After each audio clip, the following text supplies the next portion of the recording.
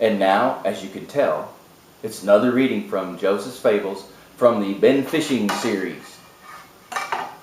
Let's see here. I'm feeling very natural. That's why I'm reading these.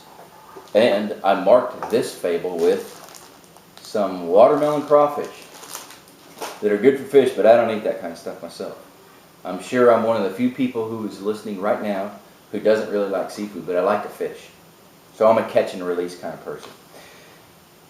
This one is not necessarily about nature, but it's just about man and what it's like and what it feels like to be a man. You'll get the gist of this after I finish reading it. And this one is called The Pile That Grew and Grew and Grew. When the man first lost his job, he was devastated. The stress was not about his job performance. The company was laying people off, and he was next in line. When he first told his wife, the shock left her questioning his mindset and his future plans. She did not give her husband the support that he expected. The man's parents, caring as they were, offered the same response with little empathy for what he was going through. The man refrained from going to his in-laws' home. He knew his wife had already made a phone call that night, and he didn't need the extra barrage of, "What are you gonna do?" or "What are you gonna do now?" This is future tense.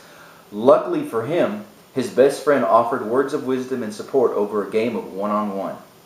His friend had been out of work for months until recently, and knew what the man was feeling. If only the rest of the family would have thought first before reacting harshly, a difference would have been made.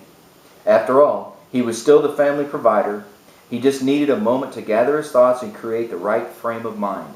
Besides, life wasn't over yet, just the last job. Moral: people are hard enough on themselves during rough times. They do not need others to remind them of their difficulties. To dogpile a man is to rub his nose in it. Remember that. When someone's down, don't kick them.